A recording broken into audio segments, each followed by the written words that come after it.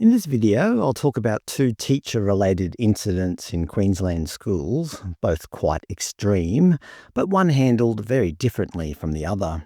The first involves a North Queensland maths teacher, aged in his mid-50s, whose identity has been suppressed, who was physically and racially abused for being white, essentially, by a female student in 2020. He ended up being suspended for almost 5 years after kicking the girl in the face. Of course, there's more to the story. I'll fucking kill you. Teacher who kicked student in face able to return to class. The Courier Mail has reported that the 14-year-old girl verbally abused the teacher, saying things such as, "Sir, your breath stinks." At least she used the word sir. These are AI-generated images, if you couldn't already tell. Other such compliments include, "You can't tell me what to do, you Lorax-looking motherfucker," referring to the Lorax character from the Dr. Seuss children's book of the same name. It's good to see she has some sort of literary knowledge, although she could have been referring to the 2012 animated movie. Other memorable quotes include, "I will roll you in the car park, we will fuck you, get out of my country," and "I will fucking kill you." According to the news report, all of this abuse culminated into a full-blown fight where the girl landed a haymaker punch on her teacher's face, with him trying to tell her to stop, but she persisted, kicking him flush in the testicles. In the moment, the only way he could think to end the ongoing assault was by kicking her back, which inadvertently struck her in the face, which he told the tribunal was not his intention. Afterwards, the student started crying and said she was going to call the police, saying that she thought her fingers were broken. Thanks to all this madness, the teacher lost his livelihood for almost 5 years.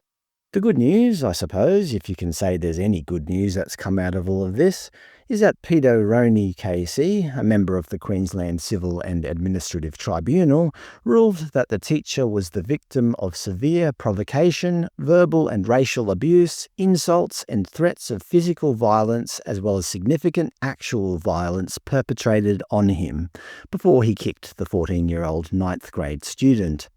The teacher should not be prevented from resuming his teaching career, should he choose to do so, after his nearly 5-year suspension from teaching. Mr. Roney also noted that during the police interview, the student's mother clearly at one point invited the student to accept that the teacher directed serious racial insults at her. At one point, she was seeking to coach her daughter to say that the teacher had called her disgraceful racist and sexist names. To her credit, the student declined to adopt the suggestion. In the end, the student and her family made no formal complaint to the police, and no charges were laid against the teacher. The next example of craziness in Queensland schools is the lady shown on screen. Well, I use the term loosely. This teacher identifies as a cat. And no, this is not AI-generated.